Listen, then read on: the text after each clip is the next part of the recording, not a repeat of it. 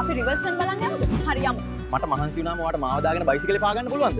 මෝඩ යකෙක්. අද කාලේ විහිළු කරන්නත් බැරිද දන්නේ විහිළුවක් කළේ අනේ. පාට ඇති පදන් තවරපු චාටු වෙන මුකුත් ඕනේ නැහැ. සල්ලි වලට වඩා මට ඔයාගේ ආදරේ වටිනවා. කොහොම කිව්වත් මොන පවුරු වලලු බැන් මන් දන්නවා. කාර් එකේ අයිතිකාරයා මේ පැත්ත බලන් ඉන්නවා. මං ඔයා දාගෙන පදින්නම්. හරිම ලස්සනයි. ඔයා උන්නේ නිසා තමයි. හීනාලට ගිහින් එන්න කෙටි පාරක් නෑ.